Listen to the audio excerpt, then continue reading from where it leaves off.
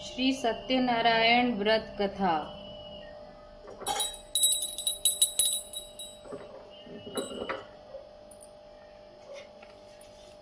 श्री सत्यनारायण व्रत कथा। पहला अध्याय।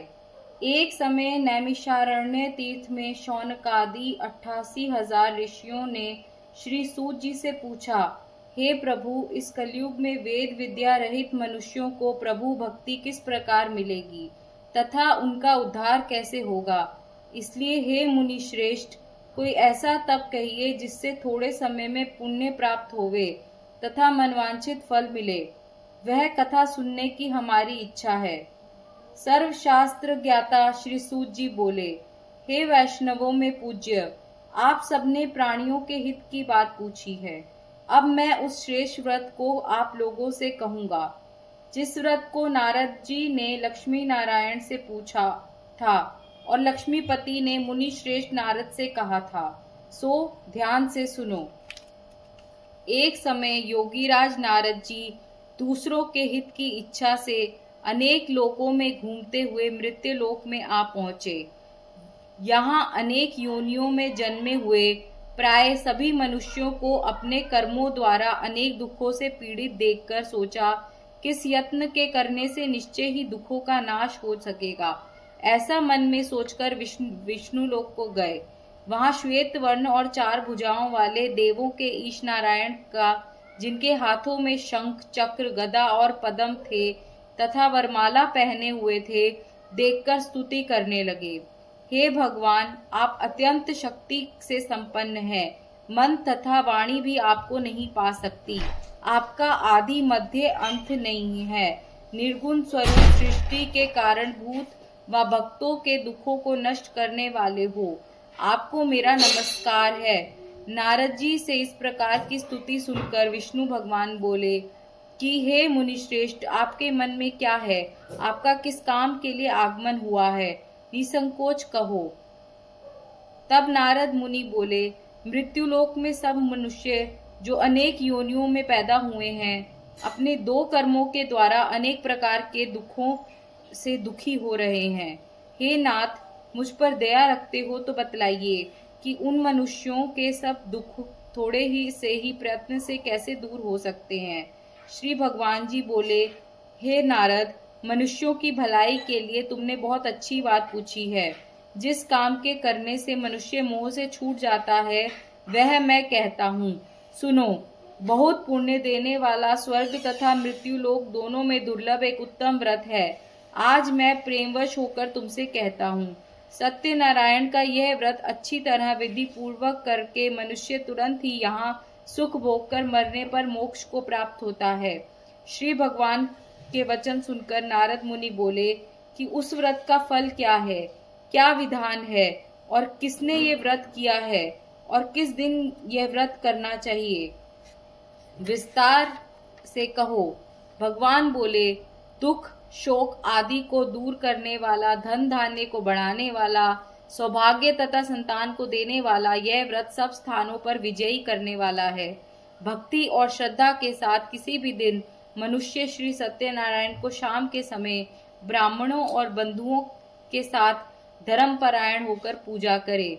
भक्ति भाव से नैवेद्य केले का फल, घी, दूध और गेहूं का चूर्ण सवाया लेवे। गेहूं के अभाव में साठी का चूर्ण, शक्कर तथा गुड़ ले और सब भक्षण योग्य पदार्थ जमा करा के भगवान के अर्पण कर देवे तथा बंधुओं सहित ब्राह्मणों को भोजन करावे। पश्चात समय भोजन करे। नृत्य गीत आदि का आचरण कर सत्यनारायण भगवान का स्मरण करता हुआ समय व्यतीत करे। इस तरह व्रत करने पर मनुष्यों की इच्छा निश्चय पूरी होती है। विशेषकर कली काल में भूमि पर यही मोक्ष का सरल उपाय है। इति श्री सत्यनारायण व्रत कथायां प्रथम अध्याय संपूर्ण।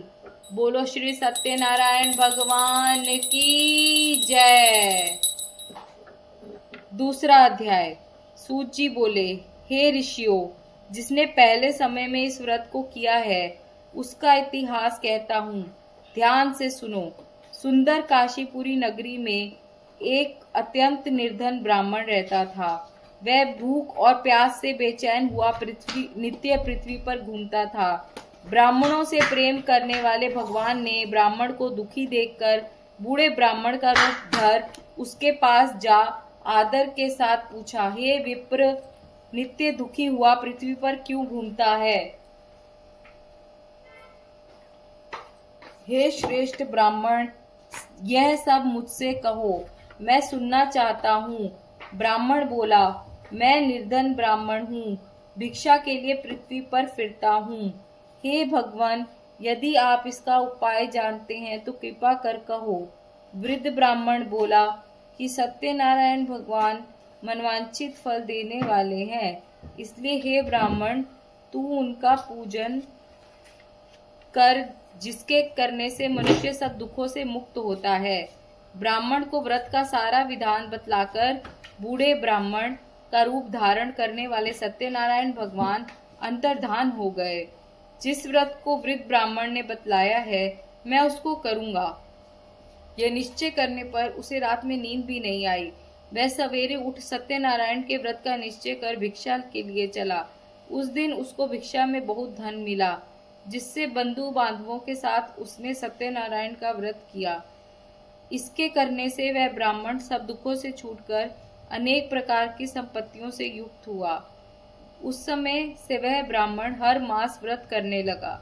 इस तरह सत्यनारायण भगवान के व्रत को जो करेगा वह सब पापों से छूटकर मोक्ष को प्राप्त होगा। आगे जो पृथ्वी पर सत्यनारायण का व्रत करेगा वह मनुष्य सब दुखों से छूट जाएगा। इस तरह नारद जी से नारायण का कहा हुआ ये व्रत मैंने तुमसे कहा। हे विप्रो, मैं अब और क्या कहूँ?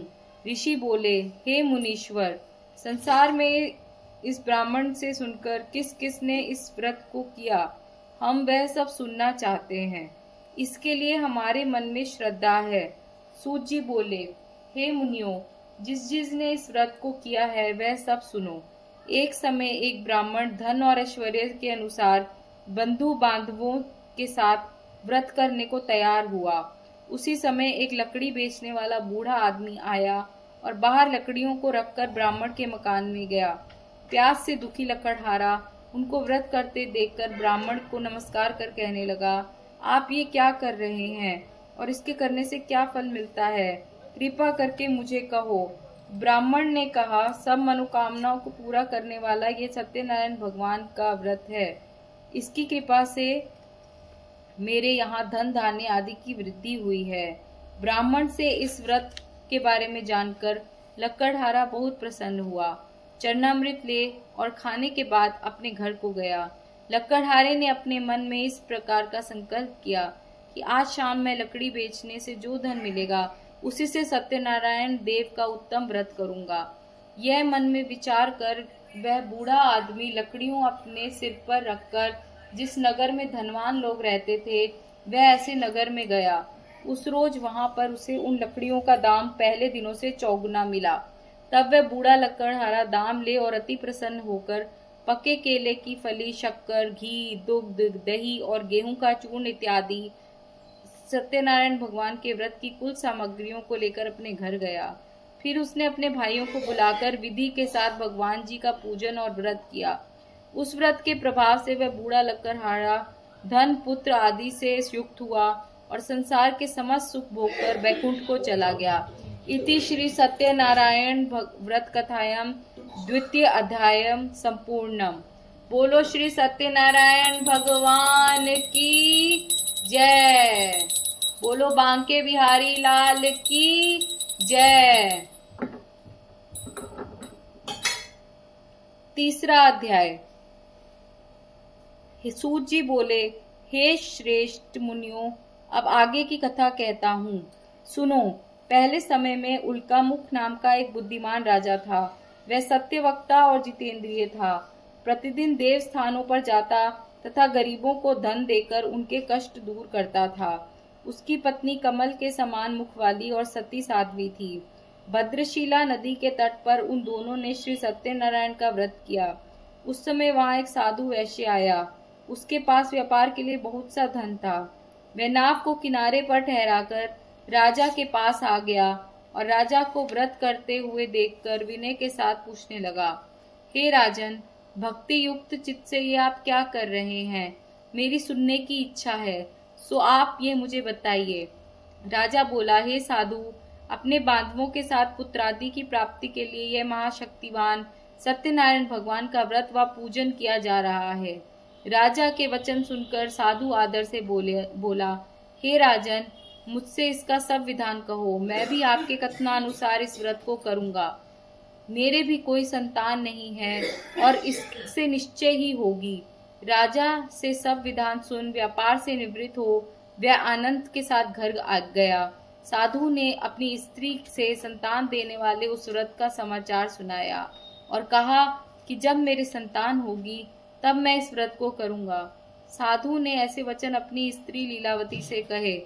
एक दिन उसकी स्त्री लीलावती पति के साथ आनंदित हो संसारिक धर्म से प्रवृत्त होकर सत्यनारायण भगवान की कृपा से गर्भवती हो गई तथा 10वें महीने में उसके एक सुंदर कन्या का जन्म हुआ। दिनों दिन वह इस तरह बढ़ने लगी जैसे शुक्ल पक्ष का चंद्रमा बढ़ता है। कन्या का नाम कलावती रखा गया। वह तब लीलावती ने मीठे शब्दों में अपने पति से कहा कि जो आपने संकल्प किया था कि भगवान का व्रत करूंगा, अब आप उसे करिए। साधु बोला, हे प्रिय, इसके विवाह पर करूंगा। इस प्रकार अपनी पत्नी को आश्वासन दे वह नगर को गया। कलावती पितृगृह में वृद्धि को प्राप्त हो गई। साधु ने नगर में सखियों के साथ अपनी पुत्री को देखा तो तुरंत दूत बुलाकर कहा कि पुत्री के वास्ते कोई सुयोग्य वर देख कर लाओ। साधु की आज्ञा पाकर दूत कंचन नगर पहुंचा और वहां पर बड़ी खोज और देखभाल कर लड़की के लिए सुयोग्य वाणिक पुत्र को ले आया।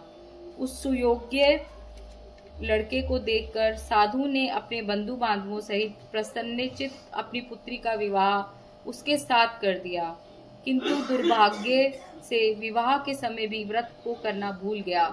तब श्री भगवान क्रोधित हो गए और श्राप दिया कि तुम्हें वारुण दुख प्राप्त होगा।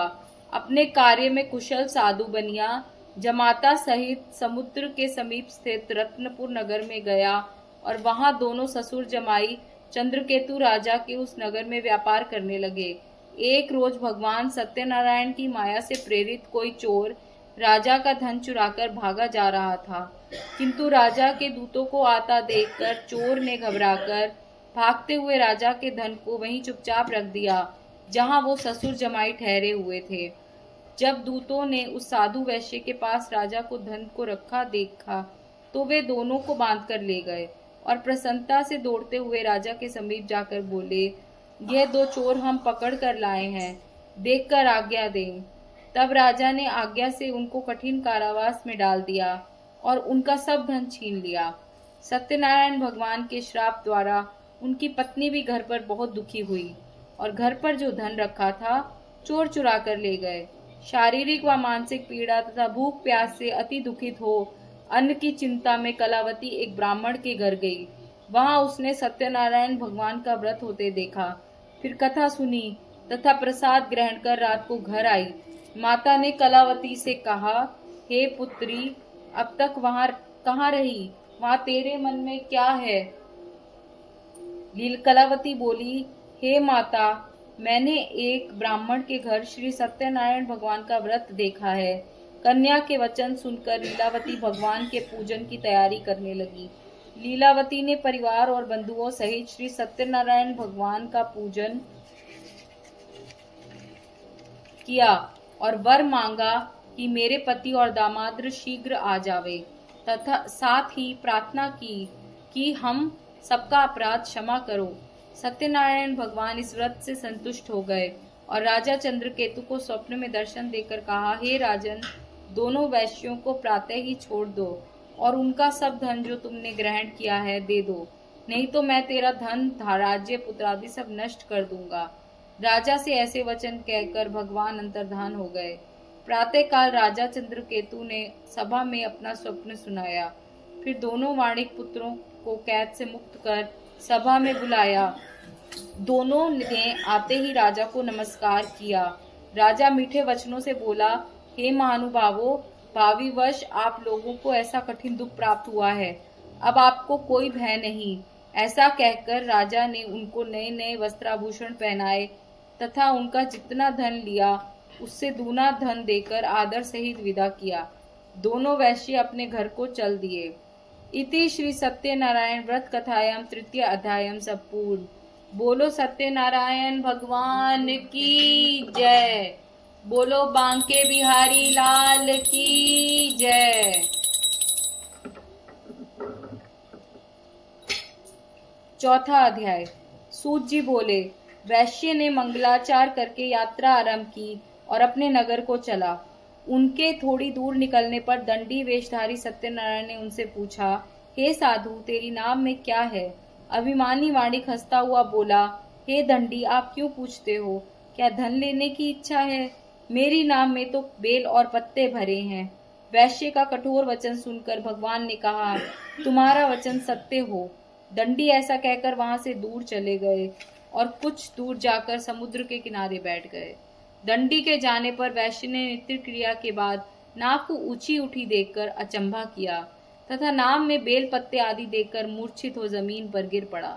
फिर मूर्छा खुलने पर अत्यंत शोक प्रकट करने लगा।